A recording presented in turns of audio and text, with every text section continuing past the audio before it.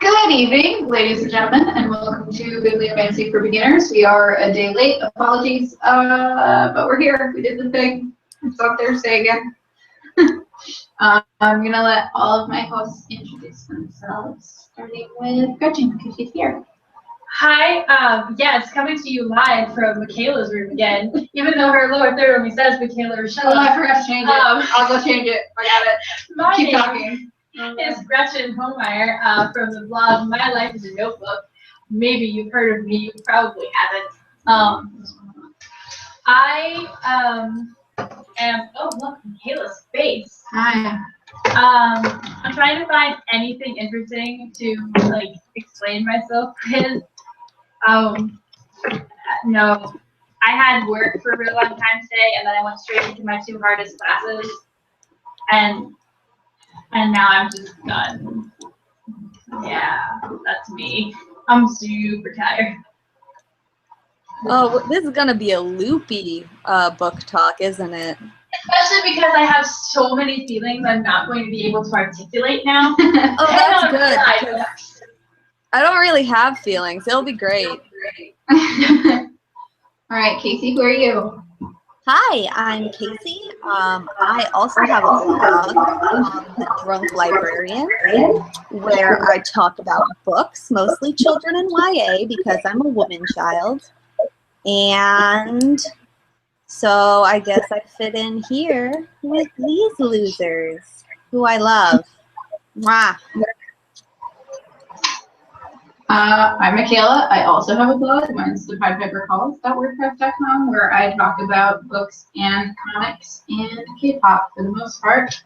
Those are all of the great things. I don't normally talk about children's literature, really. I'm more of an adult person, but I do read them when they're good. That makes sense? No? That doesn't make sense? Ish. Yeah. Usually when I don't like them, Michaela likes them. That's basically where we're Yeah. This week and all of this entire series, we've been talking about Pendragon. We're almost done. We're on book number 8 of 10. There's only 2 more left. This one's called The Pilgrims of Rayne. This is a book club, so we do talk about the characters and events of the novel, but we always give a spoiler-free review that's first. Keep in mind, though, that this is the 8th book in a series, so things we say about this book might spoil stuff for the earlier books. If you haven't read those, you might still want to go away. Also, there might be swearing. As described by our lower third, where there has been swearing since I can hit the button. You've been warned. So, alright. I'm gonna be honest, when I first, like, even last week, Michaela and I were sitting here and, like, talking about this series, we were like, what happened in the 8th book? Like, we totally forgot. Which is so weird because so much important stuff happens in this book, but we had, like, completely forgotten about it. Mm. And I think,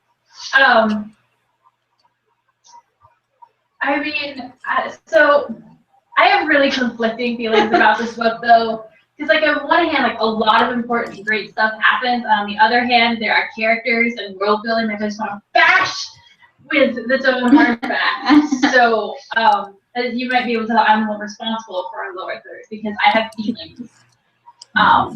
So, yeah. So I'm like, I really respect this book, and I'm glad, like, so many great plot things are happening. But there are characters and world building that are, like, falling back, just screaming, "No, go on without me!"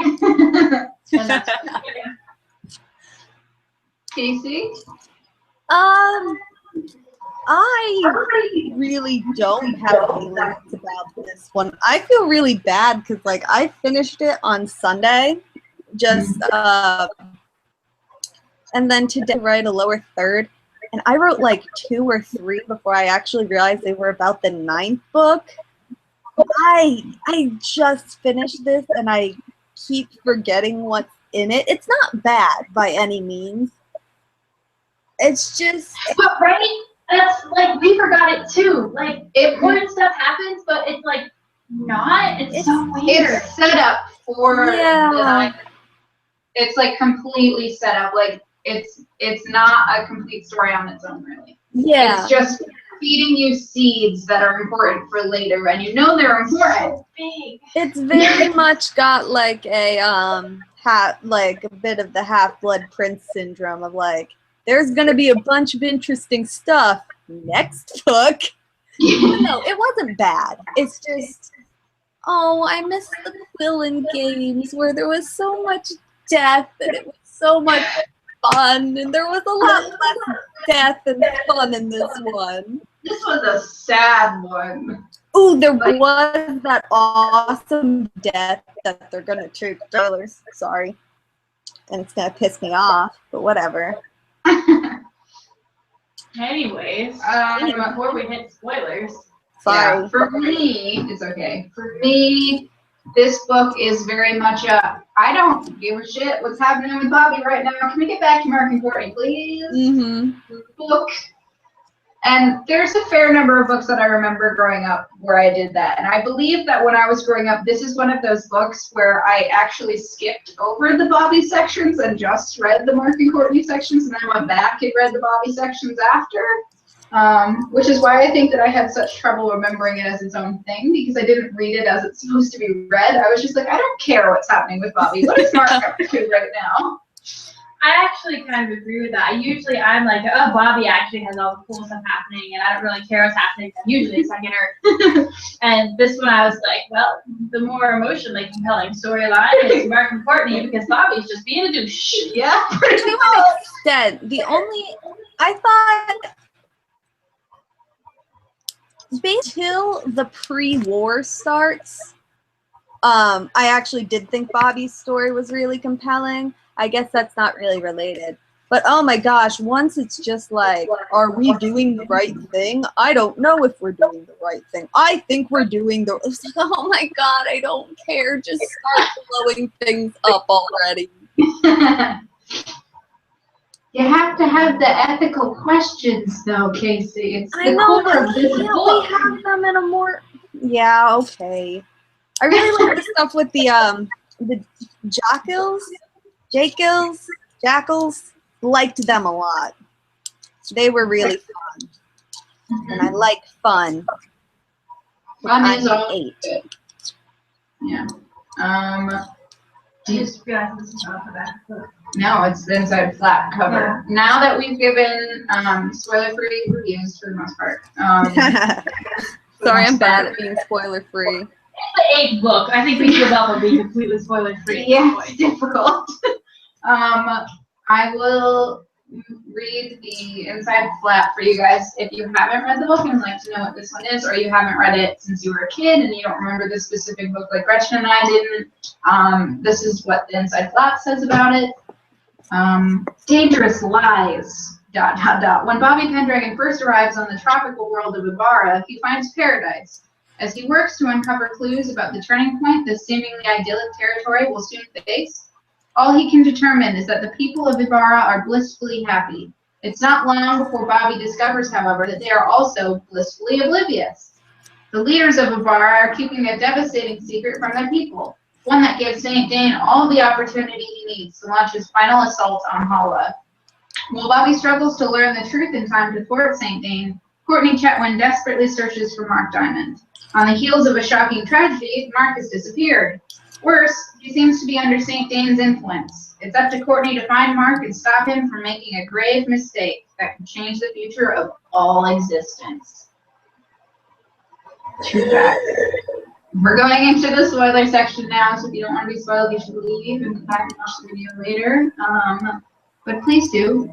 And there's 2 more episodes of this, so stay tuned for that. Saint Dane's final assault, except that there's 2 more books, so it's not his final assault. Well. If lucky, I may or may not. I will. If you're lucky, I will not be in Michaela's room for the next one because I think she's pretty done with my pantomiming. I love it. Distracting, to be honest, but it's fine. Love me. I do. Also, if you've read the earlier books that didn't get this far, we do have videos on all of the other ones. And I made a nifty playlist, which I will link somewhere up here that you can click on and just go watch all of them in order to hear us talk about all of the books. Yeah. Okay. Gretchen, your favorite part? Favorite part? I don't know. I think I kind of might have to disagree with Casey about like the ethical questions. I think in terms of like straight up plot, like Mark and Courtney is definitely a more interesting journey, and how like it's not immediately what you expect when Courtney goes, no, Andy Mitchell was St. Jane and everything's fucked up, and Mark's like, you're lying. And I think that's really interesting dynamic of like how like he doesn't trust her, and you totally get that too. There is no gray, it's a huge gray area, because you're like, well, why? Well, first it's like, Mark, why wouldn't you trust Courtney? And then it's like, oh, because your parents are here, and of course you do anything to like stay and have your parents there. And I really like that in the end, Mark is just like, you know what? No, let's go. Like, I'm gonna risk doing this, even though it might mean losing my parents. I think that's really strong. But also, I think some of the ethical questions asked at the back end of the book are really important. And I think mostly because they're questions that like I've scathingly asked in the last couple of books, like, you know, about Bobby's like leaderness, about the mixing of territories we've discussed. And it's really funny how all these issues that we bring up, like a character like addresses head on as these later books happen. But it's like it's self-aware. It's like it's self-aware. Or it's like it was composed in its entirety from the beginning. I don't know. I agree that it's very over the top and very like, I think at one point I was reading it in the chair, Michaela was sitting there, and at one point I was like, oh, Alder, fucking Qui-Gon Jinn. But, you know. But I love it. Anyway. I do too. It's just that he was there when a lot of the ethical things were like really just like ethical. Ethics. But I don't know. I do appreciate like the character journeys in this book. For that part. Casey, favorite part? Oh, well, now that you mention it, oh my gosh, Alder and Siri. Siri? I said Siri. Yeah. Siri, oh my gosh. So much better than Bobby. I think I've liked almost, except for Cat Lady. I'm pretty sure I've liked every traveler from other territories more than Bobby. I don't like Aja Killian more than Bobby. Oh, that's fair. I appreciate her though. I like, it's so funny that you like Siri, because I just find Siri so annoying. Oh, I related to him. I like that. I felt like he was Spader all over again, except less likable. The whole thing like, St. Dane killed my father, and now I'm like gonna go on a revenge thing, but don't worry, Bobby, I'm like with you till the end. I guess what I liked is he didn't really care about his dad that much. I kind of liked that. I liked that he was kind of a dad to the other I don't know. Thought it was very sweet. But that, basically the entire like first half of the book I thought was really good. I don't know. I liked, really, even though it was wrong of them, like, because they didn't understand, I love the stories where it's like kids trying to do what's right in the face of like the man or something. Just because, I don't know, I feel like, I don't know, kids are more badass than we give them credit for. And I like watching that. I don't know, it's my inner rebel I never was that just wants to watch kids do stupid things.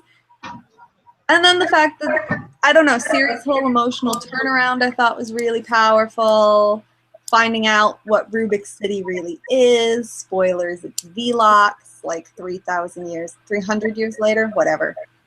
Oh my gosh, and then Loki? It sounds really weird to say Loki. Locke. It's L-O-Q-U-E. Anyway, he has a giant stained glass window land on him, and that's like so gruesome and disgusting, and I loved it. Anyway, basically everything until they get back to Abara was like my favorite. Yeah. I feel like, now that you were mentioning it, and I was talking with Gretchen earlier, I feel like this is the book where I came up with my theory that actually all of the territories are one place in a timeline. They just get called different things, because this and also St. Jane goes on that like tirade towards Courtney. No, not St. Jane. Neva goes on a tirade towards Courtney where she talks about, no, it was St. Jane. It was St. Jane and Sandy Mitchell saying that she can't be on time to stop this because he has time on his side, and he gives that like list of like how everything is a couple of thousand years or a couple hundred years in the future of like, it's already going to happen. It's already happened. It's too late at this point, and there's not enough time for her to do anything about it because it's already had an effect on all of these territories for the future, but not on the past territories. So I think this is the book where I came up with that theory because of that spiel. I think this is where we start getting to the point where we have to like fight to the death. Because I don't, I mean, I'm gonna slide apparently right into a rant here, which is that I just find the world building, like, I would love that theory if we had any more to back that up. If it was hinted at any more, I would stand and I would like fight for that, and it would make it so much more interesting. But then like, why is it first Earth, second Earth, third Earth? But then you have Velox and Abara, and literally all these planets are just the same because of a plot. They're like a plot device in that way. There's no, and like, why is then Abara not like second Velox, except for the fact of this plot twist in this book? And then like, why are places like Elong or Zada, like, why are they only important enough for one place? Like, I know it just opens up more questions for me, and it's kind of frustrating because it feels like the only reason that like Velox and Abara are the same place is for this like plot moment. It's like, oh, it was a good moment though. Give it its due. It was a good moment. Like I like it. But I guess as off like as a reader and a writer now, like I can't help it. Half the time when I read a book, if I feel like my like workshop brain is on, like I can't completely turn it off. And like that would be my thing. If I was like beta reading this book, I would have been like, I would have to ask DJ McHale why. Like, why? Here, the only thing that I could suggest is like, here where we speak English, we call Earth Earth. But if there was an important person / turning point in Japan, they don't call it Earth, they call it something else in a different language. And the idea might be that because Ibara is like a different country on the same place, or like a different area, that maybe they speak another language and therefore there's a different name for it. But because all the Earths are in New York City, basically. Yeah. I agree that having 3 New York cities is kind of dumb, but at the same time, New York City is sort of kind of the center of our world in a way. There's so much interconnectivity that I get it at the same time. Maybe that's my issue though too, is that it's very like America-centric. Yeah. Like I would totally believe first, second, and third Earth if say the first Earth turning point had been like, I don't know, actually in Germany during World War I. Yeah. Or in like second Earth was maybe New York City and third Earth was, I don't know, China. Yeah. Like, and then I think I would buy that a little bit more. But it's just like, it's just New York City. But I mean, the whole idea that why is the human Zada, that is answered because Zazu, or however you say that city's name is the only civilized one. Yes. Because, and like Bobby says, what kind of planet is Abara gonna be? Primitive? Ancient? Civilized? And it's like, I don't know, there's just futuristic. Like, I don't know, he's just, because he's so used to places being like more primitive than him. I don't know. I'm gonna write a paper someday about the classes in this place. It's gonna happen. Do it. English major academia hat on. Do it. Oh, you should. And I want to read it. She wants to read it, see? Pity I already chose my honors thesis to focus on female assassins. Goodness gracious. I don't think I said my favorite part, but you said what my favorite part was. I agree with Gretchen that the scene between Mark and Courtney on the ship where Mark's like, "You're lying to me," is like the best scene in this book, because for the first time in a long time that we've sort of seen coming, they butt heads. In like a really big way, where you kind of have to sit and wonder, are they gonna make up after that? Or is this like a broken friendship and a broken relationship that's like really important to both of these characters who have lost basically everything up until this point, except for Courtney still has her parents. But other than that, I mean, technically, Mark still sort of has her. they're Yeah, just see, that's so actually that was my problem with that part. Earth. Is that the argument that we're doing? Is that okay? Because that's just weird.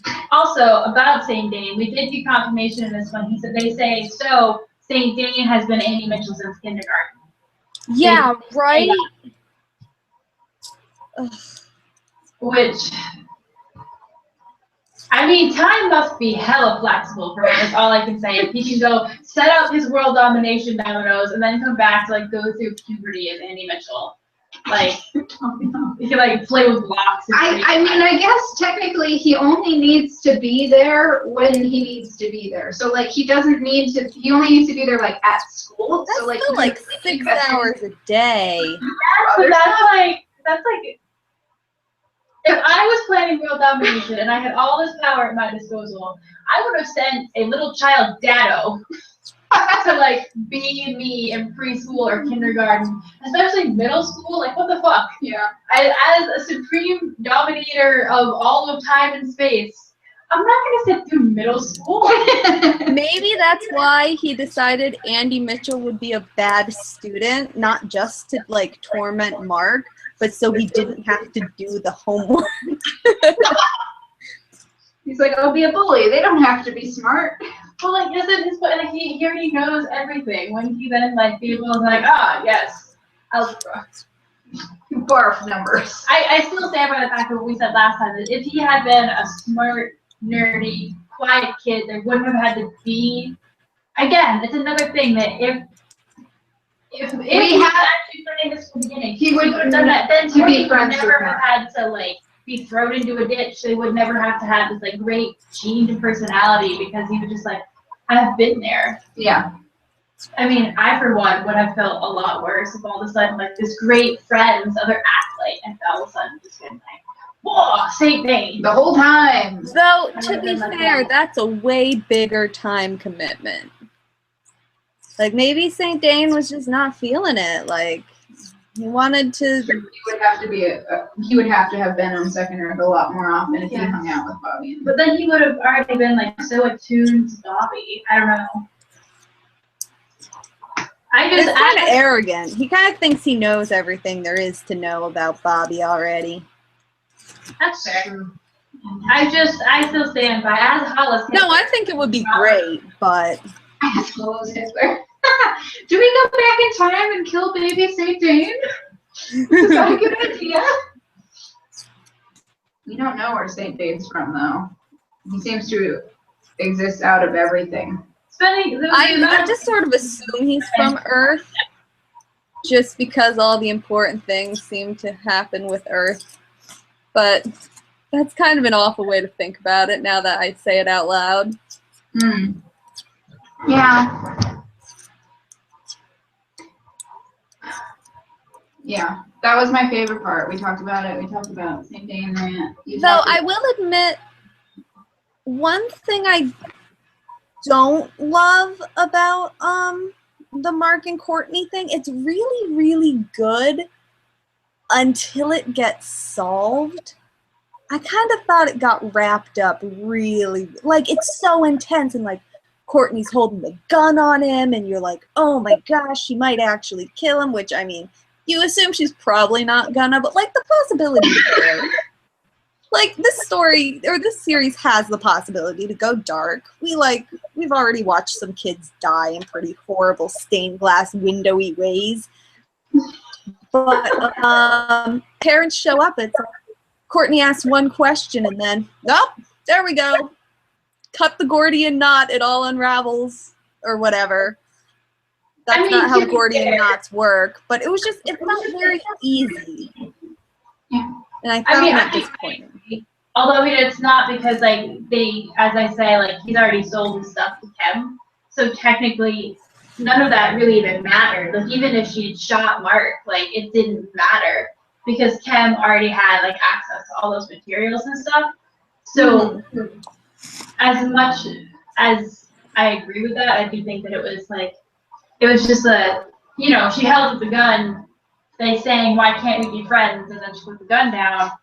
And that was sad. But I don't know. That would have been a really good scene, to be honest. Like Optimus runs in, wait, I can fix it. He like brings the whole mariachi band. Flawless scene, that one. No, yeah, I can see how you guys feel that way, and yes, there's both things, and yes, it was wrapped up quickly, but also, I don't know that as a child I would have been able to continue knowing that they were. Mark was dead. If Mark had died, I would have been like, well, I'm done. Oh, that would have been so cool. Boring in this one that I was literally sitting here for Mark and Courtney. And like there are times when they're both interesting. There are times when Bobby's more interesting than Mark and Courtney. But if Mark had died at the end of this, Tiny Michaela would not have continued reading the books. And then the last two together are kind of like really good. Like it's just a really good ending, guys. I care. Okay, here's the thing though. I don't think that, I mean, Bobby may have been kind of boring in this, but it's kind of like maybe the Harry Potter knowledge, but like that Order of the Phoenix movement. Like, it's kind of like bratty to go through, but he needs to go through it. Yeah. I don't think, I mean, this book for me, I enjoy because I've had all these issues with Bobby's like leadership complex, and this one just goes off the rails. And if he had just continued to use the metaphor of Casey's Jesus the whole way through, I would have just been like, well, this is frustrating. Like, did you ever, like, you never doubted yourself? You never did this, you know? Especially after Neva and, like, having the traveler believe St. Dane, like, he kind of needed to go off the rails here. I really needed to have that moment where he was, like, he needed to fall down. Yeah. Again. Because he's kind of fallen down before, but after like losing Pullian and then Neva, like he really needed to fall down, or I would have just been like, oh my god, like. Oh, Bobby, you still think you can do everything right? Because I do. I have his pride gets him into trouble, and it was good to see him really knock down a few pegs. And I mean, obviously we know that he's not going to stay out of horror. And yeah, you destroyed that flute, but you dumbass isn't going to walk with us. Like, I know, like, okay, just curious. He's seen St. Dane turn into like smoke, right? Yep. So how did it never occur to him that St. Dane would just smoke his way through the rocks? Well, I think because he broke the flume. He didn't like. Oh, I thought he just buried the flume. No, he broke it. He like completely destroyed it. Like the one on Elon exploded. Yeah, because at the end his ring isn't sparkling anymore, like showing that the magic has been completely destroyed. He's breaking the ties between the territories. How dare he? Wait, but isn't that a good thing? Because St. Dane wants to bring all the territories together and see where... We don't know yet. Okay. I mean, in theory, yes, but we don't know yet. I don't know anything. I mean, I just think that it's so funny because the entire point of the travelers is to make sure that everything stays the same, but it is the function of the travelers which allows the worlds to be connected in that way. Yeah. So it's kind of like this catch-22. Like you have the travelers to keep everything level, but if the flumes weren't there, everything would have to stay like separated because there would be no way to connect them. Yeah. I think that goes back to the fact that there's those two, well, presumably two, like the big whatever control who like chose the travelers and all that. Presumably, I guess we're supposed to assume that none of this is chance. It's all like meant to be and shit. Yeah, I think so.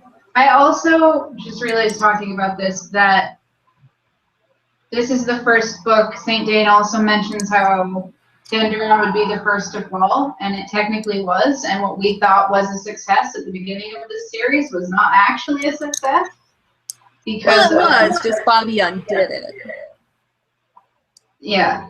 So he mentions how releasing the tack, or like making sure they knew what tack was, caused the territory to fall, and it wouldn't have happened if Bobby wasn't there.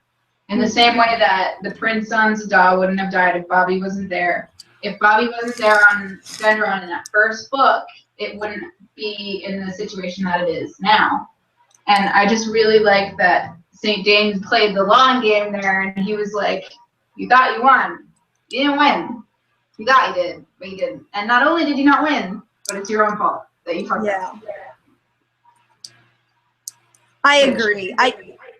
Part of me does struggle with, like, how did St. Dane know everything was going to play out the way it did?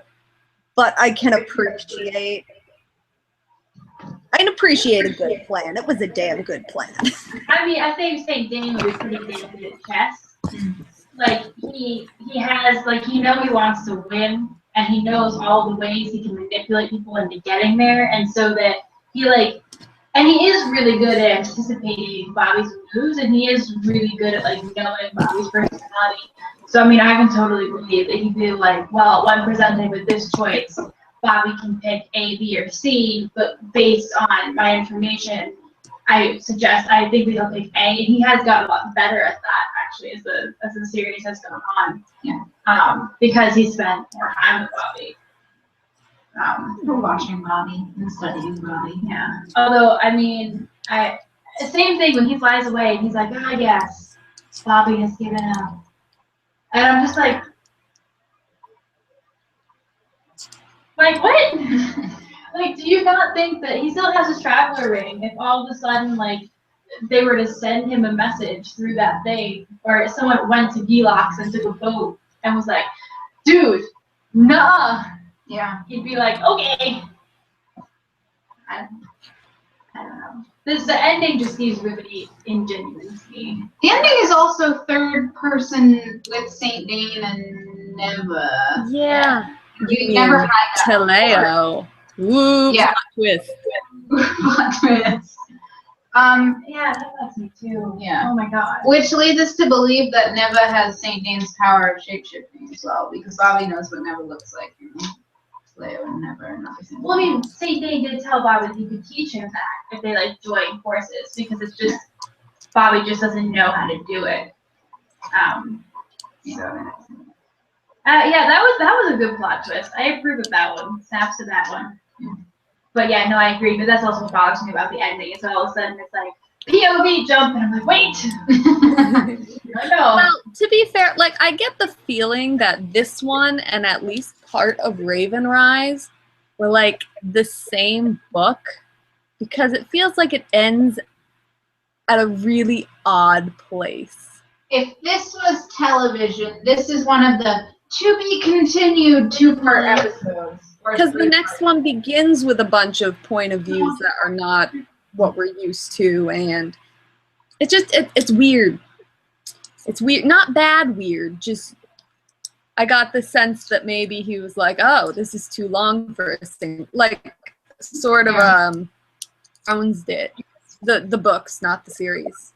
Song of Ice and Fire. The fourth and fifth book were one, and of course, he split it in a much less stupid way than George R. R. Martin did, but that's not the point.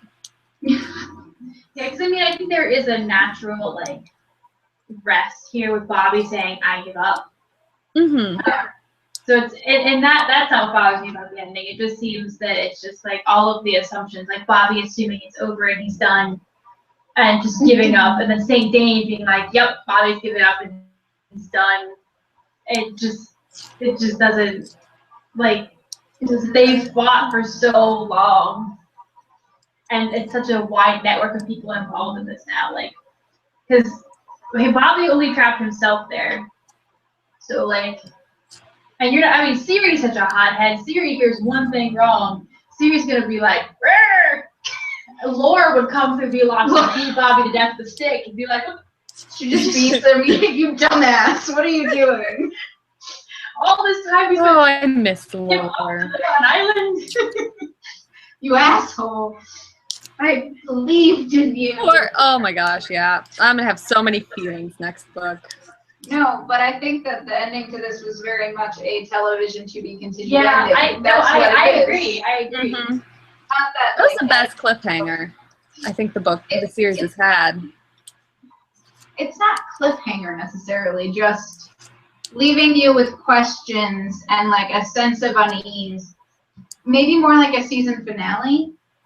Like a season finale often has that, like, not necessarily a cliffhanger, but something like catastrophic happens and you now have to sit there and wait for the next one. I think it's just funny too that, I mean, you can probably mark this as after.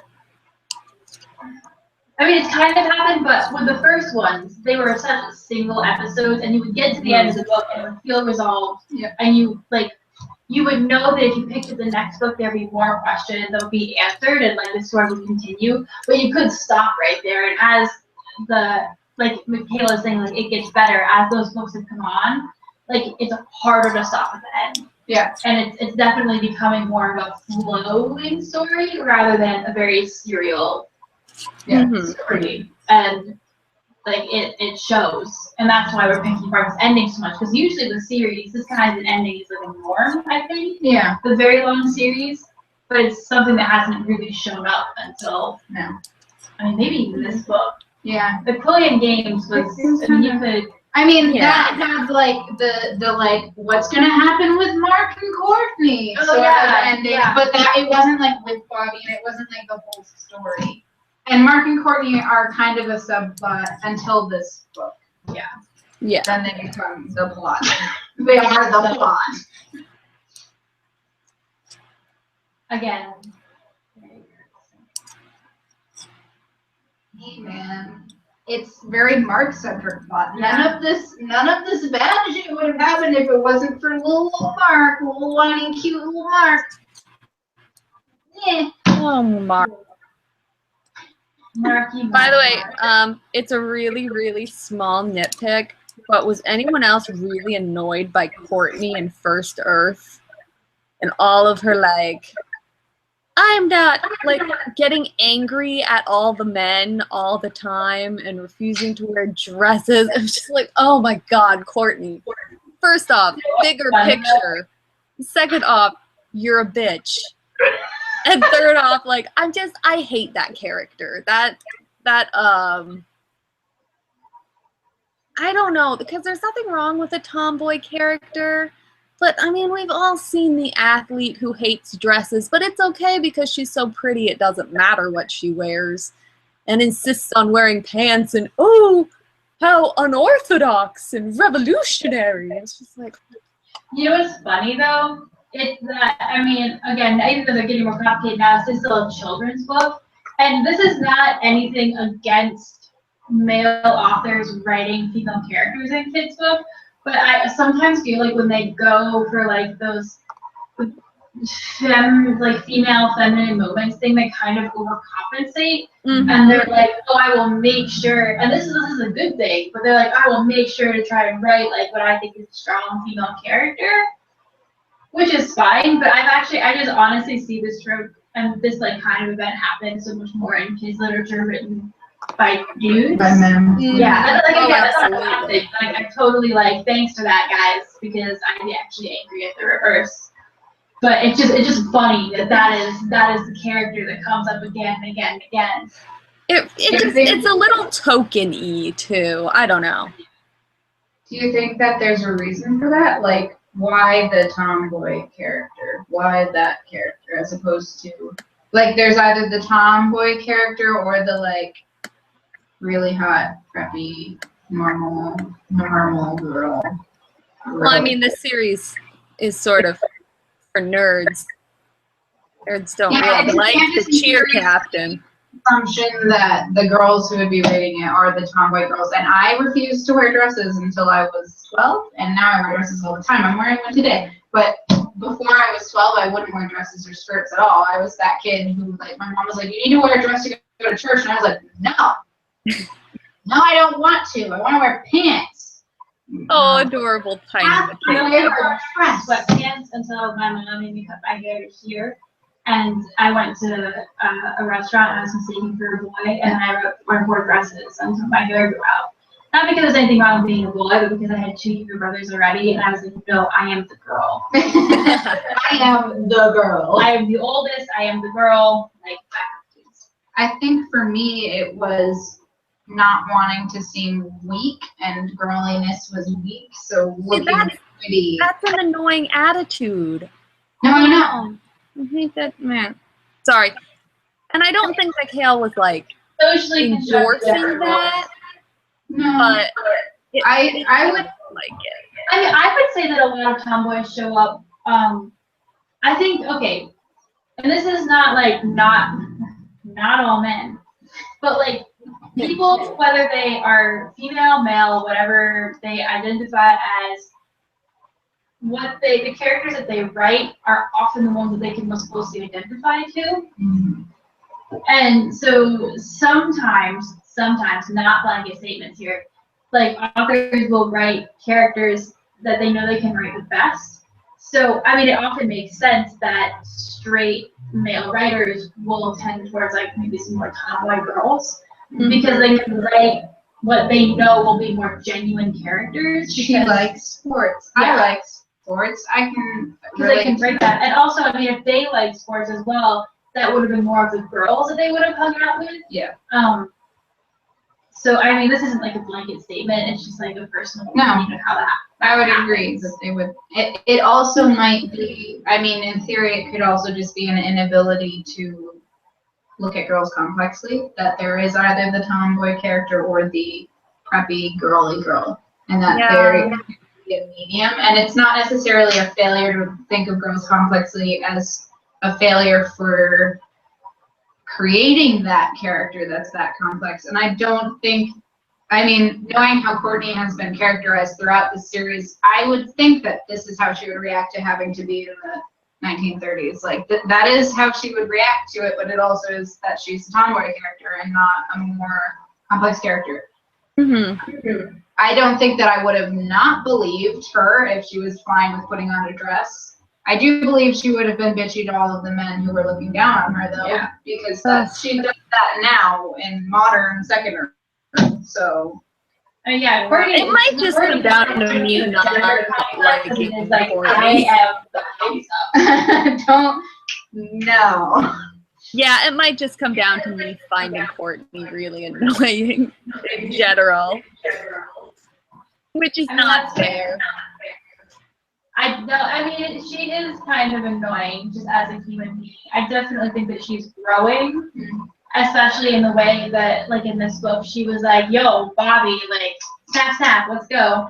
Yeah. And I mean, because that's what Courtney is. Courtney is the firecracker. She's a firecracker for better. She's a firecracker for worse. Yeah.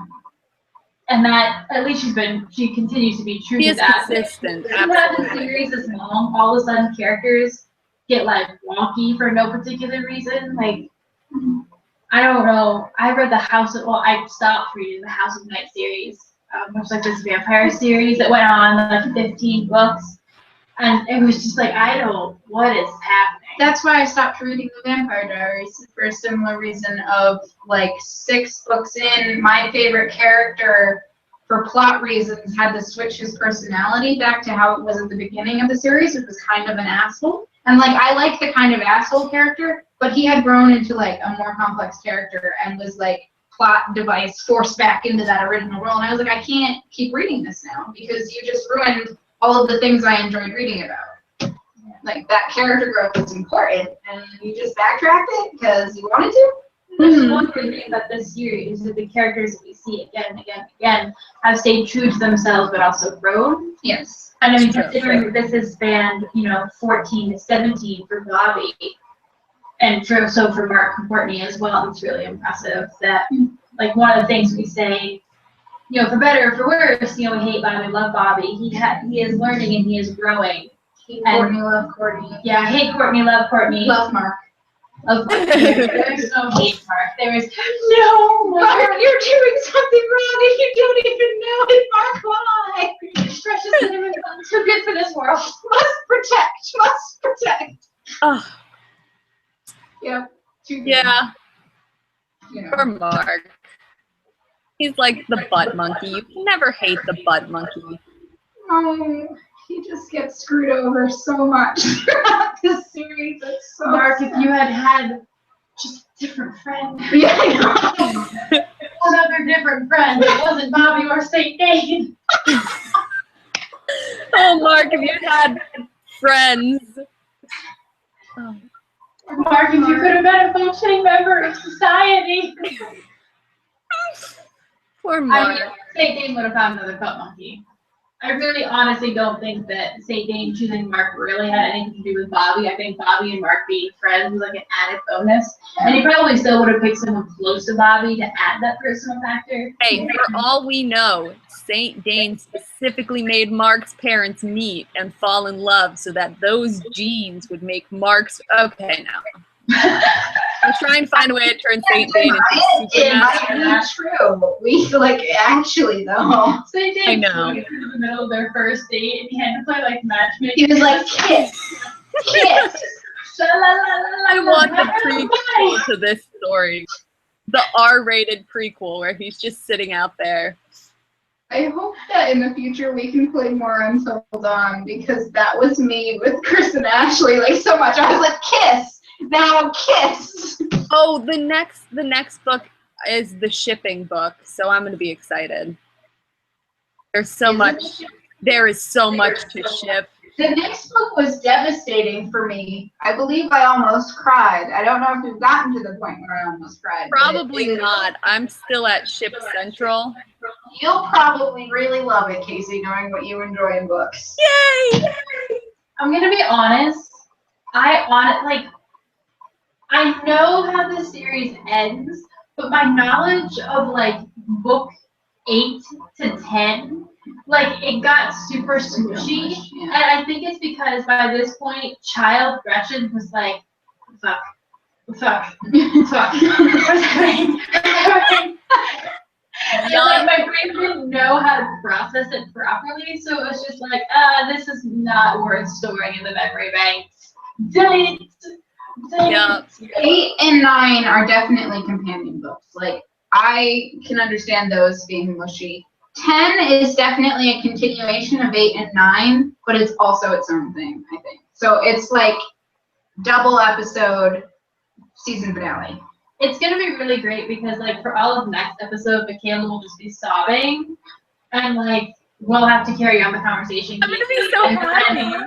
Book 10, we're all just gonna be screaming. Books will be flying. Well, like Michaela and I have to wrestle. It'll just be weird. It'll be fun. You'll have to be here to wrestle me, though. I'll be demanding more death. Always more death. I don't know. I like people dying in my children's books. I can't help it. That says really scary things about me, doesn't it? Pretty much everybody dies in book 9. Yay! Pretty much everybody dies Spoilers. in book 9. I mean, if you're here, like, I mean, you know. That's really only a spoiler for me, but that's okay. It's a happy spoiler. It's not like me being like, Yay! I'm so excited for everyone to die. Not that I don't like yeah, them. Mark and Bobby are actually gay for each other. Spoiler. I don't ship Bobby and St. Dane, but like the way they try so hard to impress each other, my inner teenage girl, I'm sorry, she never dies. I'm just kind of like, you guys act like bitchy ex-lovers, like try to prove how over each other you are. That's why Bobby just talks about other girls in his journals, because he's like, look at how over you I am, St. Dane. Look at this. I'm now into boobs. I have a hot warrior girlfriend, and then St. Dane, and then I have a hot doctor girlfriend, and St. Dane's like, no, you don't. That's my. Actually, ew. The idea of St. Dane and Neva having a relationship is kind of disgusting. Especially since he like totally like beats her up in that last scene. Yeah, but first he fatherly brushes like her hair, and it specifically uses the word fatherly. It's like maybe not father-son, but it's like uncle-nephew. Creepy uncle Like, nephew. creepy uncle-nephew. I don't know. I just like, I definitely feel like an age divide there. That's just kind of bad. No. How old is St. Dane really? Do we know? Is that his real body? He can look like anything. And Now, anyone. why did he choose to look like that? That's his spirit animal. The spirit animal's kind of creepy looking. I mean, like, Voldemort didn't have a choice. He had to look like that. I don't know. To be fair, Voldemort was like attractive when he wasn't Voldemort-y. Like, Yeah. See, but St. Dane ain't doing that. He has no interest in that. There was only Bobby for him. Now he can be ugly. Oh, man. Puberty really ruined these books, didn't they? Speaking of looks, Bobby looks like Peter Pan to me on the cover of this one. Like, He's like really dark lips. Is that like, does he have like, I don't understand. Did he get punched in the lips, or is he wearing lipstick? he's totally wearing lipstick. And moose. There's definitely And moose, and he looks like Peter Pan. Maybe that's just how they do it on Ibarra, and he wanted to fit Yeah, also, in. I enjoy that, like, in the other books, I could kind of believe that Bobby was somewhere. This one, I mean, he's at one of those, like, 10-cent photo booths. He's in front of a green screen. This is the background. I mean, Is it a different artist or is it the same artist? I don't know. The same artist just stopped caring. Jacket Illustrations, copyright 2007 by Victor Lee. Let me grab the Queen Games. Although Jacket Illustration, copyright 2006 by Victor Lee. Not same artist. same dude. He just gave up with this one. Well, the problem is he was mad that he had to draw Bobby when Mark and Courtney were so much more interesting. To be fair, what would you draw to define Ibarra? I don't something more realistic, maybe the book. Death? Death? Like all the death? I don't know, but this isn't even like Like the flighters and like purple. attacking. Different shade. Are those fishes? Is he underwater? I don't understand. He's in a Walmart photo booth. You were right. That's the only explanation, I'm gonna be honest with you. That's it. I will say though about the appreciation as like an older person, I think that I appreciated the first books more as a kid, and like I said, like little Gretchen when she got to the end was like, what? Like I really wasn't interested in like the moral and ethical questions being asked. Mm. And I think now that I'm reading it as I wouldn't say an adult, I'm not gonna A sub-adult. a sub-adult. There's more for me to respect, both in the way that Michaela's writing style evolved, also the story evolved, the characters evolved, and like the themes evolved. That I might have like subconsciously understood as a kid, vaguely, but now as an adult, I'm like, you know what? Good for you, man. Yeah. Now that is fair. Is that it? Do you have anything else to say about the Pilgrims of Rayne? Oh, we didn't talk about Dodger. I really like Dodger. There's not a lot to say about him because he's a very simple character, but it felt a little like Spader was back, and that was nice. Yeah, that's fair. There's not much to say about him. Like, He's a every simple character man, he creates but- in this book is just like, Spader, come back. Because like Siri is like that emotional side of Spader where he's like, "Rrr, gonna get somebody," And Dodger is like the Hobie, away we go. I think he says that at one point, or someone says that. It was really exciting when someone said it. Bobby says Hobie Ho a lot because he adopted that from Spader, which I approve of. That's a good thing to take and learn from Dude, Spader. I'm going to start using it. It'll be But really weird. I tried to think of a way to put Hobie Ho into like the catchy title of the series, and I just couldn't do it. I tried so hard. There's Aw. no way to do it though. No, not really. I appreciated Dodger. I like that he got to come back. Yeah. That he was. I thought that was also very interesting that the one like really smart thing he does is pretend not to know what's going on until he knows he can trust Courtney. And I was like, there is a brain in there somewhere, because for the rest I of know. he's very like street smart, but his brain often is just like, Yeah. like He's a there's little not. derpy, but I always like that. It's the wise jester. I always like that character. They're fun. He's definitely Dodger Ex Machina, but A little enjoy bit. around. We I always need an Ex Machina. How are people gonna get out of situations without Ex Machina? by By actual thought? No, but see, Ex Machina, I hate Ex Machina because it keeps all the death away. It keeps the death away. I think robbing us of death. she really wanted Mark to die. Has Laura been pretty much gone for a couple of books? Like we haven't like. Yeah, Yeah, she wasn't in the Quillian games. I think Bobby took rejection real hard. And it was just like, Because never mind He then. was like, he could have used a warrior in the Quillian games, and Oh, he he could have totally used a could've. warrior here. He was like, no. Want to prove he didn't need her. Yeah. I'll go get Alder instead. Alder's Like, so I think like, doesn't she? Know that well. yeah. And then in the sixth book, he was like, right, this guy exists. I can get him when I need a warrior, and I'm like too busy being sad that Laura won't love me. I think it was also because he thought Alder was derpy and like unuseful in that first book, which to be fair, he sort of came off that way in that first book. And like the sixth book reminded him that he is a traveler and he does have worth.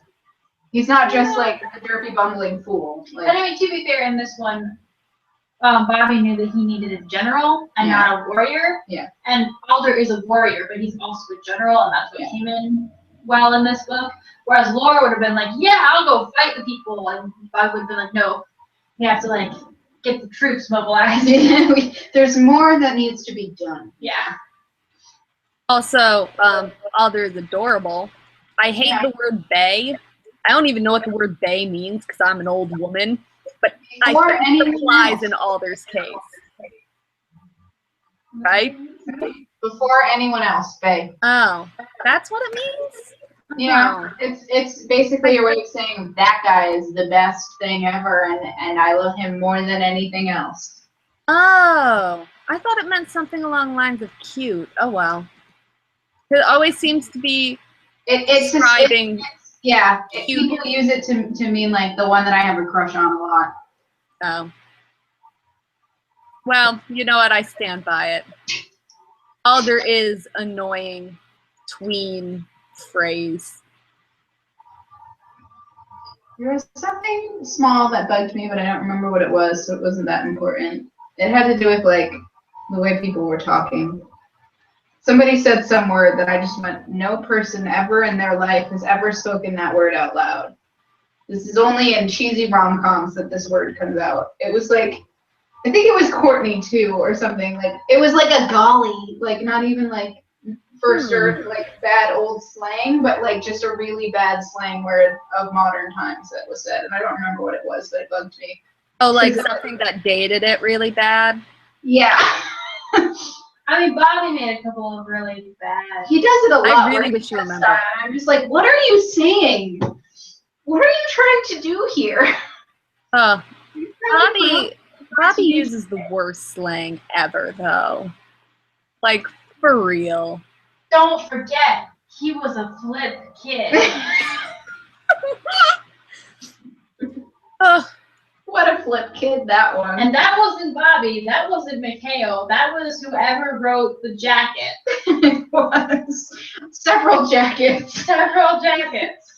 one who did not know how children worked. They're like pancakes. You just put them in a frying pan and you flip them and they're ready for character development. You have to wait for it to bubble properly, and then you can flip them. Is that not how raising children goes? Nope, that Maybe sounds I about should right. not have kids. That sounds right. You got it. There you go. I don't have. Oh, I'm really well, I think there's a couple times where Bobby mentions that things smell, so I'm sure Gretchen was overjoyed. Hmm. Well, that and he hates clowns. Oh, that is a legitimate fear. Clowns are scary. Well, it's just because he tends to, like, every book, it feels like Bobby picks a phrase and just says it over and over again. A lot of books, it's that things smell. And then there was the hating clowns, hating spiders. I don't know. Bobby's a little repetitive. It's like that gets stuck in his head, and he just has to keep whining about it. There has to be that one thing. You know what I hate about this territory? This thing. Forget the fact that it's falling apart and St. Dane's here and everything's going to hell. Nope. One tiny thing is really bugging me. I hate it. It's terrible. Everything sucks. Alright, Bobby. Yeah. Alright, Bobby. Yeah. Did we... I think that's everything. I can't think of anything else I wanted to talk about. No, not really. All right. So overall, more complex. Yeah. But a start to the next book, kind of forgettable on its own. Yeah. 4 stars? Yeah, I'd say solid 3.5 because I'm. I just saw 3.5. There's no half stars on Goodreads. You have. I know. you Well, have on to go Goodreads, there. I always round up on Goodreads. Yeah. So it'll be 4 stars on Goodreads. When I finally get around to selling other definition. Yeah.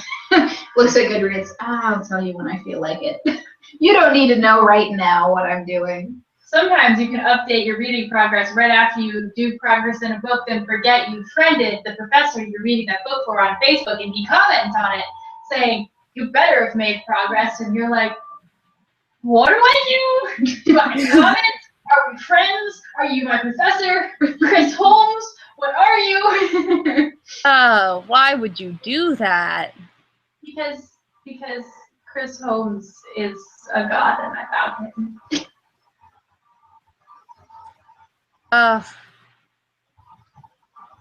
Anyways, Yeah. Anyway.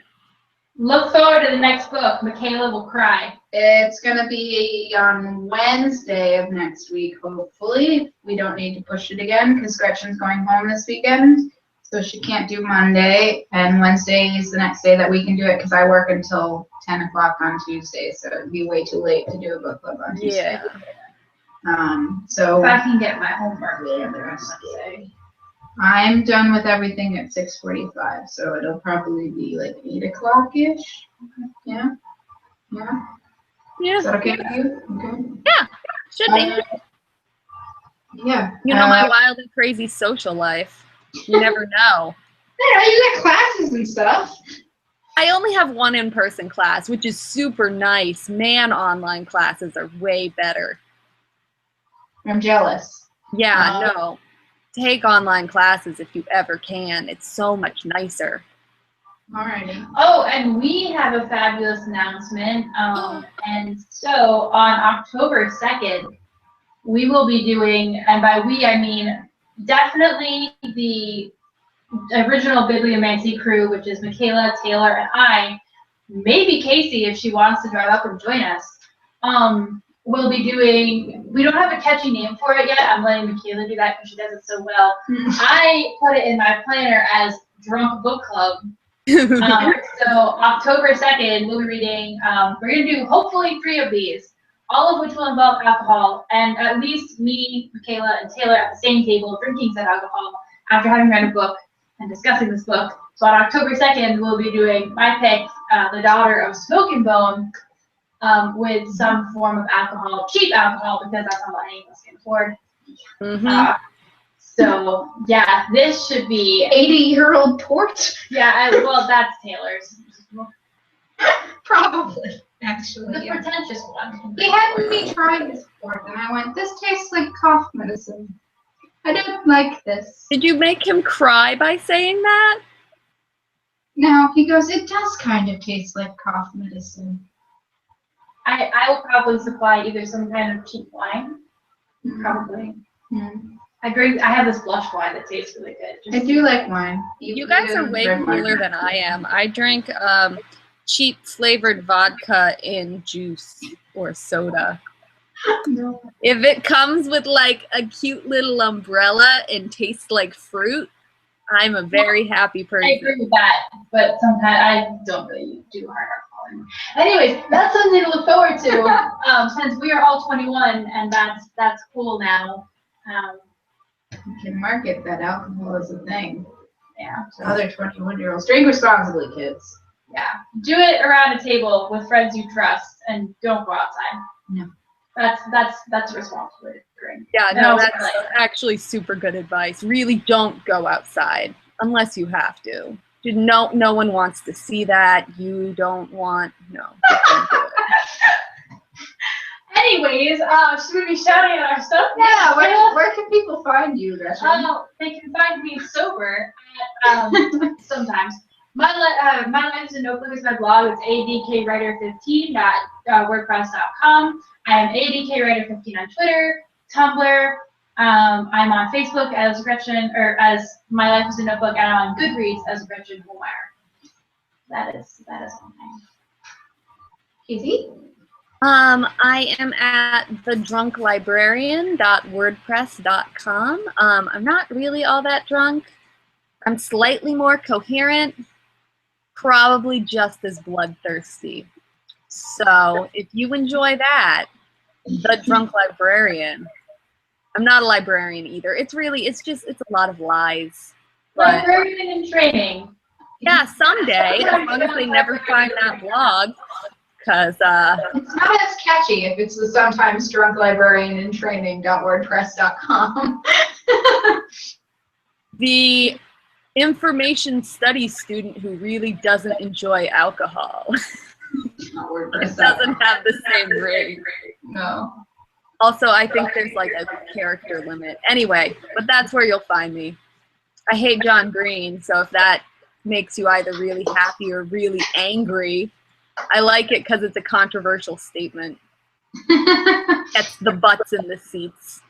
Not Yeah. really, but that's okay.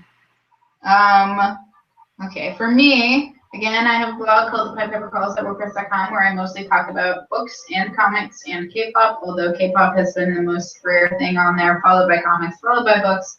I have been playing Until Dawn so many times over and over in the last week and a half, so I think I'm going to do my Monday musing for next week on Until Dawn. I'm also writing a fan fiction for it, which I might post on my blog if it's not terrible. It's probably going to be terrible, but I'm going to have a friend beta it, and then I'm making Taylor read it, and if Taylor thinks it's all right, I might post it so that other people can read it, because I have feels and those characters need resolution, and they need to be happy, god damn it. Dude, fan fiction is totally a worthy pursuit. That's my hill I'll die on. See, I have the problem of, like, I'm going to talk about this when we're not on air. I will talk to Casey about fan fiction when we're not on air because you don't need to hear my thoughts on it.